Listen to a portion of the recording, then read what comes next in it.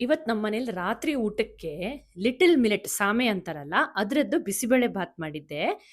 Little millet ನಾನು ಮನೆ ಹತ್ರ ಇರೋ ಸ್ಟೋರ್ಸಿಂದ ತಗೊಂಡ್ ಬಂದಿದ್ದೆ. ಅದನ್ನ 5 ಅವರ್ಸ್ ಒಳ್ಳೆ ಬಿಸಿನೀರಲ್ಲಿ ನೆನೆಸಿಟ್ಟಿದ್ದೆ.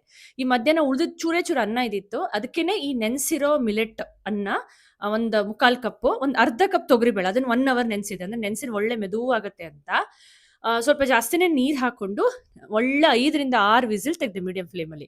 ತರಕಾರಿ ಬೀನ್ಸು, ಕ್ಯಾರೆಟ್, ಈರುಳ್ಳಿ, ಬೀಟ್ರೂಟ್ ಎಲ್ಲ ಸಪ್ರೇಟಾಗಿ ಒಂದು ವಿಸಿಲ್ ತಕೊಂಡು ಬೇರೆ ಕಡೆ ಬೇಯಿಸ್ಕೊಂಡೆ. ನೋಡಿ ಒಳ್ಳೆ ಮೆದು ಮೆದು ಮಿಕ್ಸ್ಚರ್ ರೆಡಿ ಆಗೋಯ್ತು, ಬೇಳೆ ಮತ್ತೆ ಮಿಲೆಟ್ ಇದು.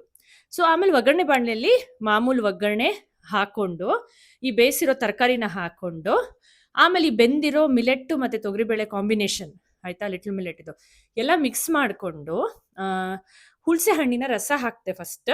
ಕೊನೆಗೆ ಒಂಚೂರು ಉಪ್ಪು, ರುಚಿಗೆ ತಕ್ಕಷ್ಟು ಉಪ್ಪು, ನಿಮ್ಗೆ ಬೇಕಾದ್ರೆ ಚೂರು ಬೆಲ್ಲನೂ ಹಾಕೋಬಹುದು. ಎಲ್ಲ ಆದ್ಮೇಲೆ ಈ ಬಿಸಿಬೇಳೆ ಬಾತ್ ಪುಡಿ ಉಂಟಲ್ಲ, ಅದಕ್ಕೊಂಚೂರು ನೀರು ಕರಡಿಸಿ 1.5 ಚಮಚ ಬಿಸಿಬೇಳೆ ಬಾತ್ ಪುಡಿ ಲಂಪ್ ಫ್ರೀ ಆಗ್ಬೇಕಲ್ಲ, ಅದಕ್ಕೆ ಹಾಕಿ ಕಡೆ ಬಿಸಿ ಬಿಸಿ ನೀರು ಒಂಚೂರು ಹಾಕ್ತಾ ಹೋಗುದು, ಅದು ನೀರಾಗ್ಲಿ ಅಂತ ಅಷ್ಟೇ.